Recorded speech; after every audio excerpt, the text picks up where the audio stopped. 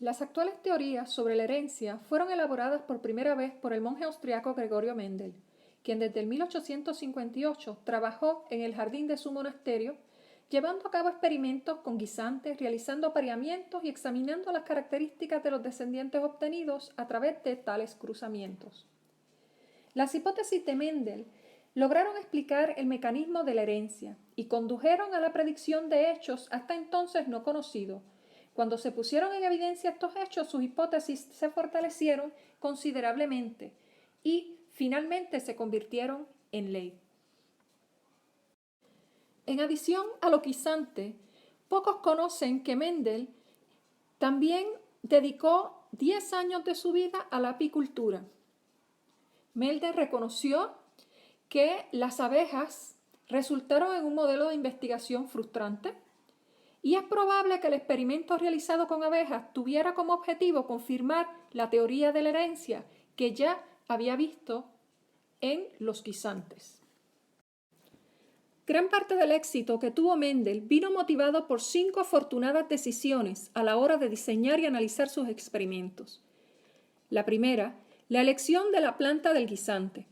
Es una planta autógama, o sea, que se fecunda por sí misma, de sencillo cultivo, ciclo de vida relativamente corto y que permite un fácil control de la polinización. La segunda, la selección de caracteres discretos como el color de la flor o la textura de las semillas.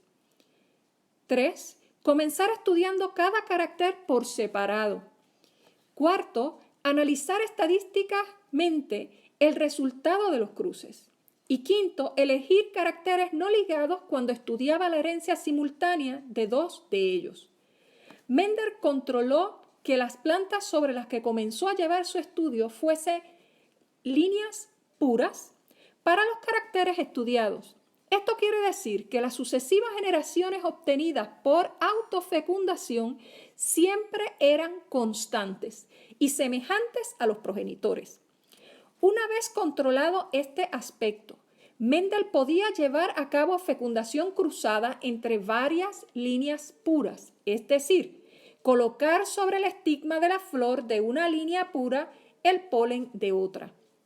Dado que las plantas del guisante son autógomas, Mendel evitaba la autofecundación cuando el experimento lo requería. Cortaba los estambres antes de que estuviesen maduros. Así, solo el polen seleccionado por él podía fecundar el óvulo de la flor elegida. Estas circunstancias le permitieron obtener un conjunto de resultados que ponían de manifiesto que la herencia biológica seguía unas leyes. Ahora bien, la pregunta es, ¿cuál es la situación actual de las leyes de Mendel? Aunque desde el 1900 a la actualidad se han descubierto importantes excepciones, todavía continúan siendo el fundamento sobre el cual descansa la genética. Una hipótesis que explica todos los hechos conocidos en un momento dado y predice con éxito nuevos hechos se convierte en una teoría. Si una teoría continúa cumpliendo su papel explicativo y predictivo, se convierte en ley, como lo hicieron las leyes de Mendel, las cuales se van a estar discutiendo a continuación. La primera ley de Mendel. Principio de la uniformidad de los heterocigotos de la primera generación filial o el principio de la uniformidad, según se describió en el 1865. ¿Qué significa esto? Cuando se aparean líneas puras diferentes para una característica, la descendencia presenta en forma uniforme el fenotipo del progenitor que posee el fenotipo dominante, independientemente de si éste es macho o hembra, es decir, de la dirección del apareamiento.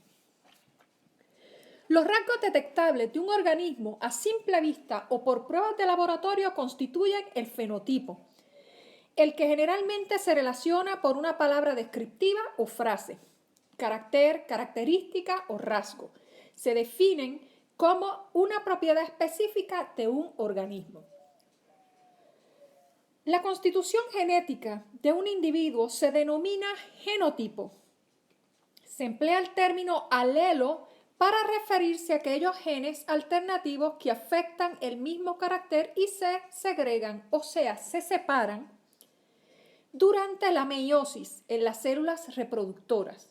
Se simbolizan con letras u otros símbolos apropiados, como se ilustran en esta lámina.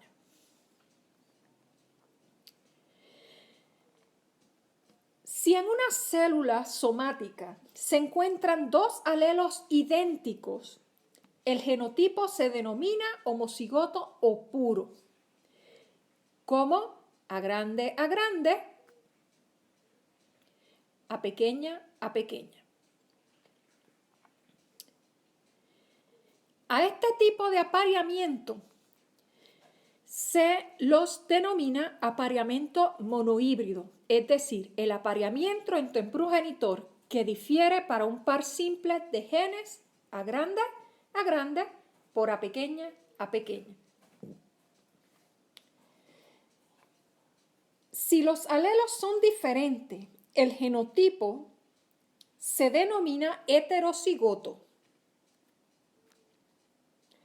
híbrido o portador, ya que posee un alelo recesivo en su genotipo que no se expresa en el fenotipo. Al alelo capaz de expresarse fenotípicamente tanto en el heterocigoto como en el homocigoto se denomina alelo dominante. Y aquel que solo se expresa en condiciones de homocigosis se denomina alelo recesivo. En resumen, a este tipo de apareamiento conocido como un apareamiento monohíbrido o heterocigota es el descendiente de dos progenitores que son homocigotos para las formas alternativas o alelos de un gen. Un apareamiento monohíbrido no es un apareamiento entre dos monohíbridos. Recordarlo.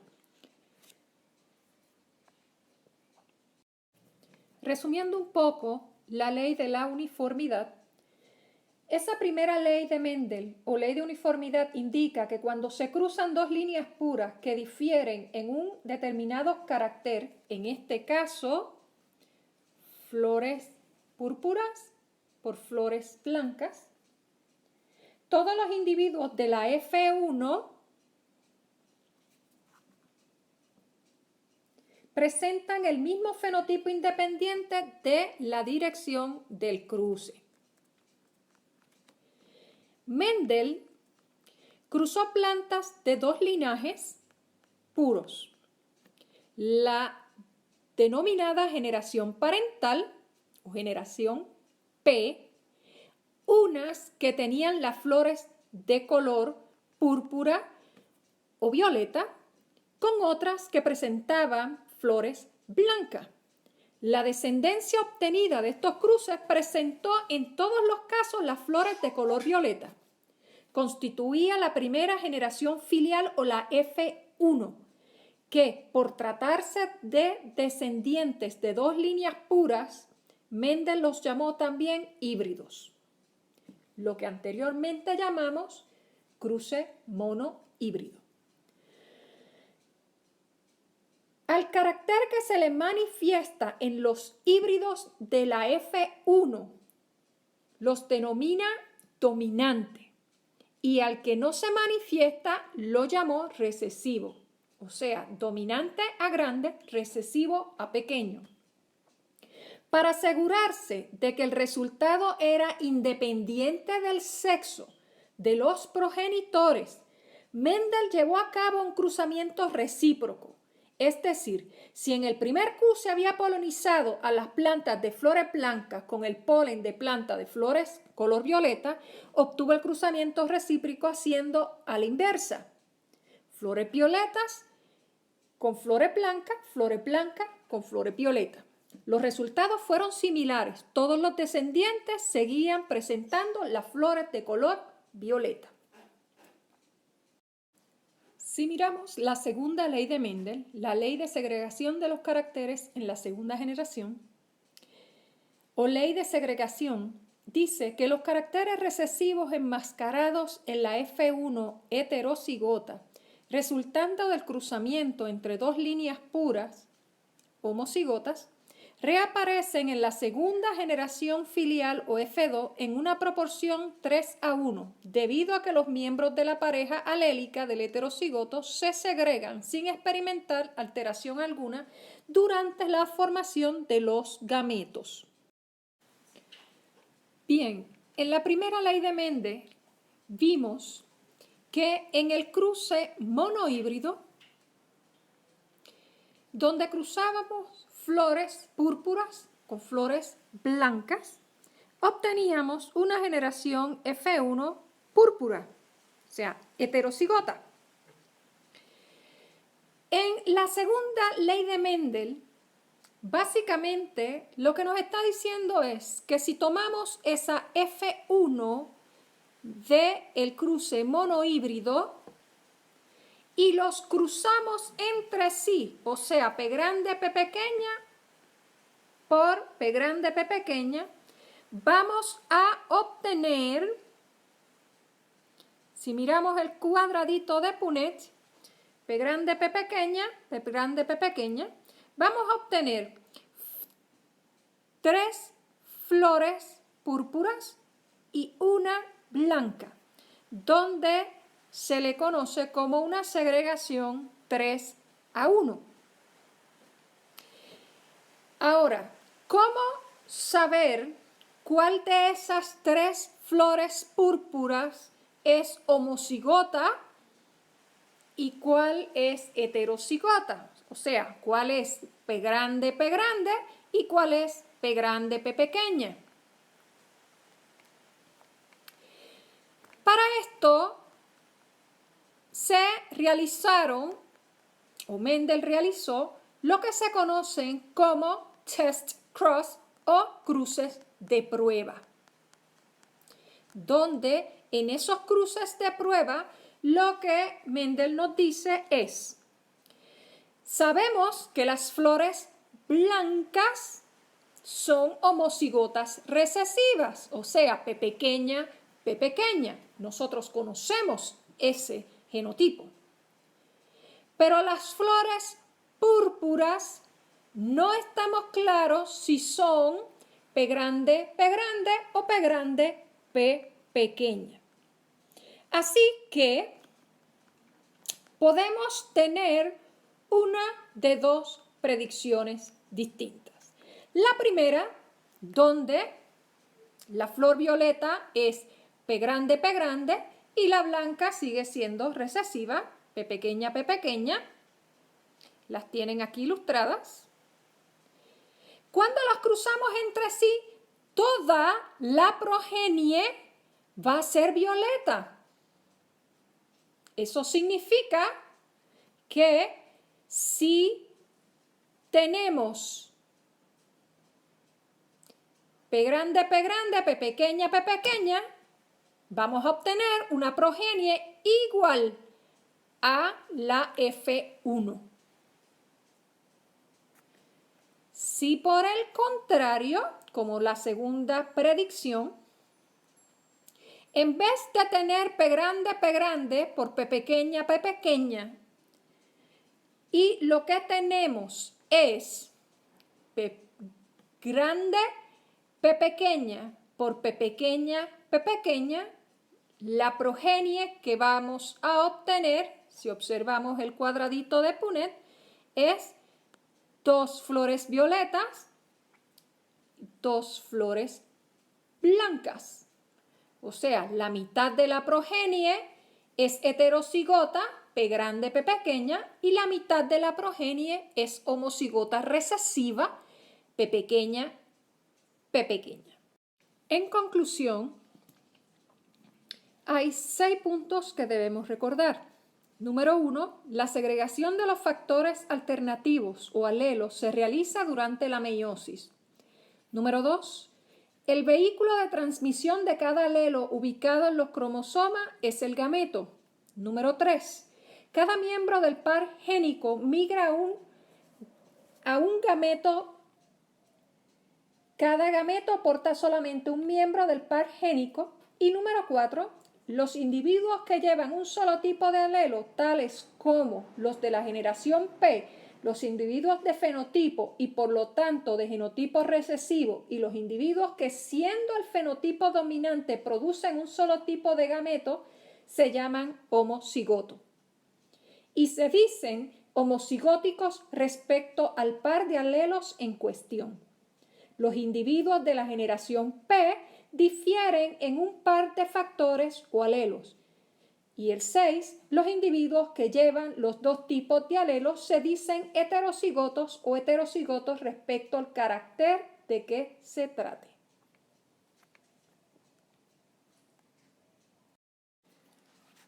Ahora bien, la tercera ley de Mendel, la ley de la independencia de los caracteres hereditarios, hace referencia al cruce polihíbrido.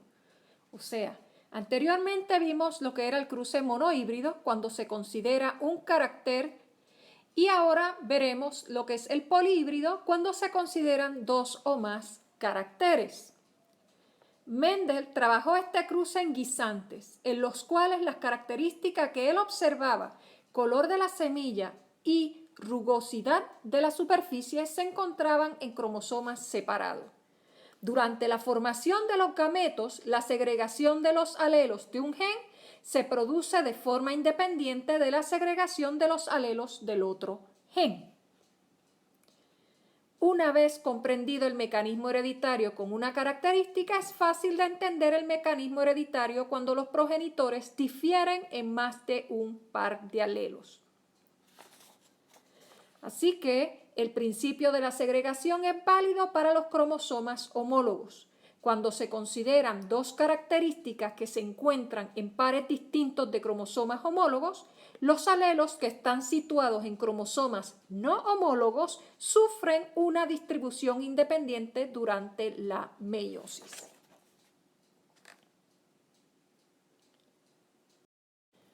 Si observamos el experimento polihíbrido, podemos comenzar con la generación P o la generación parental, donde Mendel buscaba cruzar guisantes que eran amarillos, o sea, Y grande, lisos, R grande, con guisantes que eran verdes, Y pequeña, rugosos, R pequeña. Cuando Mendel hace ese primer cruce parental, su F1, donde tiene su gameto Y grande, Y pequeña, R pequeña, su F1 resulta 100% heterocigota para ambos caracteres, o sea, para ambos gametos. Así que tiene Y grande, Y pequeña, R pequeña, siendo Y grande, R grande dominante sobre Y pequeña, R pequeña. De aquí pueden surgir dos predicciones. La autofecundación de las plantas de la F1 proporcionó una generación F2 constituida por las 4 combinaciones posibles para los caracteres estudiados. Si miramos lo que es la distribución independiente, donde semillas amarillas y lisas, amarillas y rugosas, amarillas y lisas, amarillas, rugosas, verdes, lisas,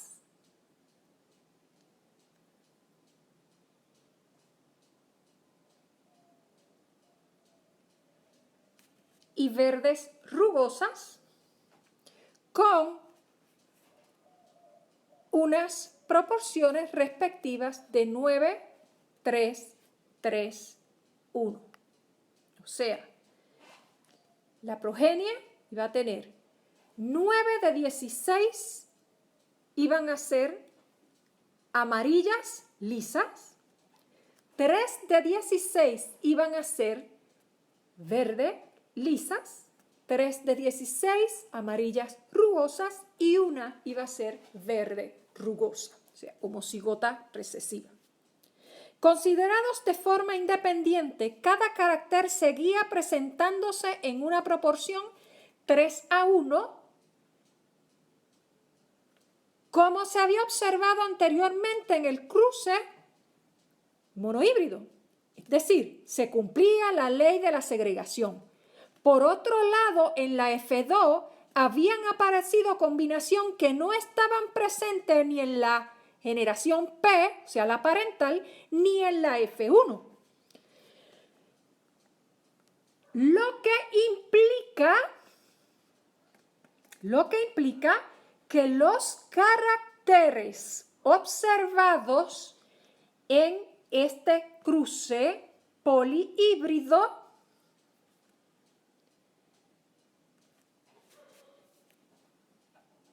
los caracteres, color y aspecto de la semilla se habían transmitido de forma independiente.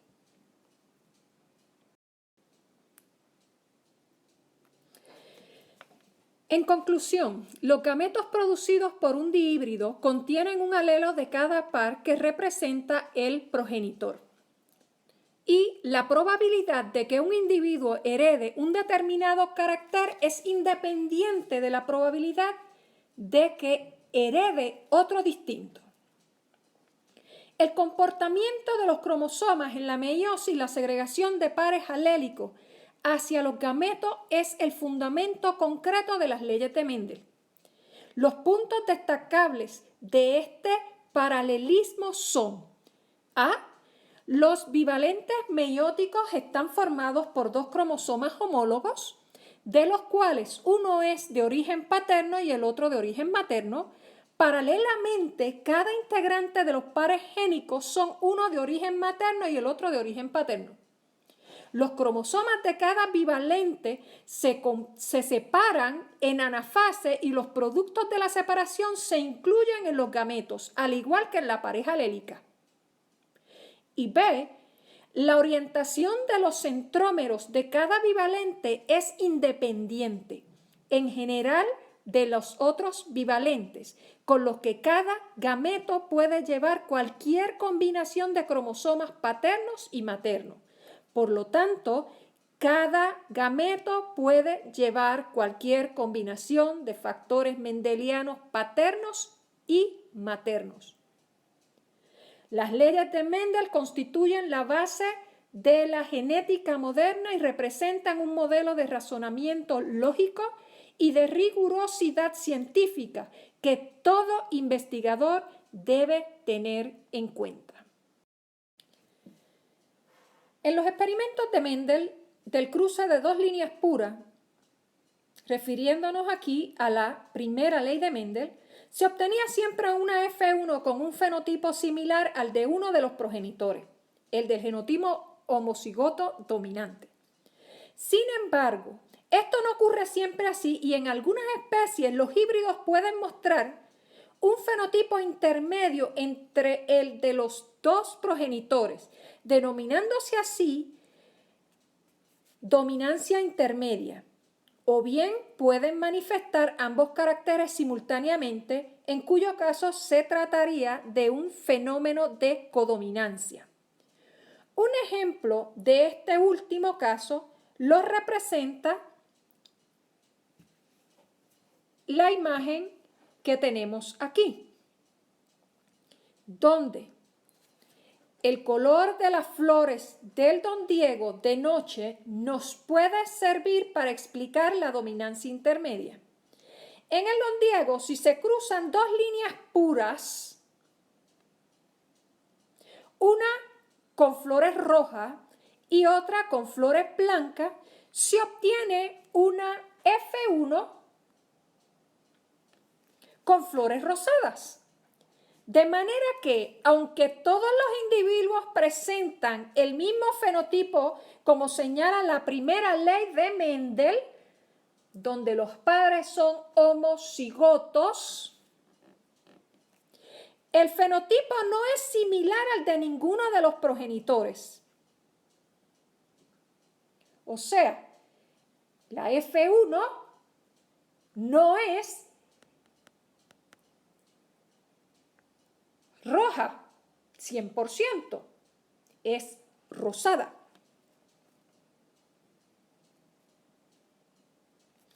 Si dejamos que las plantas de la F1 se autofecunden, o sea, se crucen entre ellas, obtendremos una F2 o una generación F2 con una proporción fenotípica 1, 2, 1, que difiere de la proporción 3:1 previamente observada por Mendel para los casos de dominancia completa. Esta desviación son debido a que los mecanismos responsables de la coloración de las flores de esta planta difieren de los de la del guisante. En este caso, el color de la flor es consecuencia también de los alelos 1, que determina el pigmento rojo, o sea, el alelo R, y otro, el 2, el alelo W, que produce ausencia del color. Pero los homocigotos dominantes, o sea, los parentales, al tener los dos alelos, C grande, R grande, C grande, R grande, son rojas, C grande, W grande, C grande, W grande, son blancas.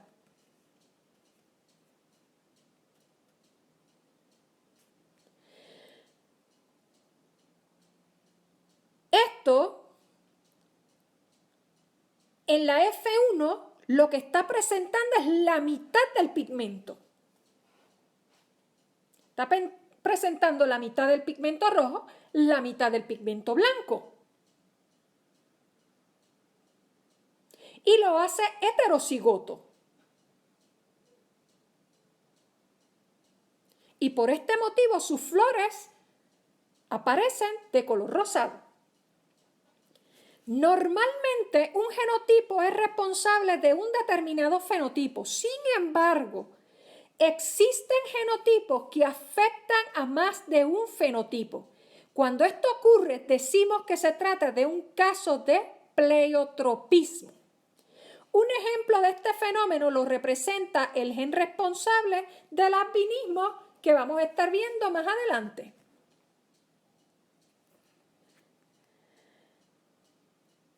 También existen casos en que la proporción fenotípica obtenida en la F2 difiere de la esperada según la tercera ley de Mendel, 9331. Esta falta de concordancia es debido al fenómeno llamado epistasis, que consiste en la interacción entre determinados genes no alélicos de forma que uno enmascara al efecto del otro, como por ejemplo en la sordera congénita humana, donde están involucrados dos genes que presentan cada uno dos alelos. Ahora, ¿por qué esto es importante? Esto nos ayuda a entender mejor las distintas condiciones que afectan al ser humano, o sea, las distintas condiciones genéticas o las distintas enfermedades, como le conocen algunos, o las diferencias en los grupos sanguíneos, como vamos a estar viendo más adelante, y nos da un espectro más amplio de la complejidad de esa genética, que sin dudar alguna, siguen cumpliéndose las leyes de Mendel, donde observábamos dominancia completa.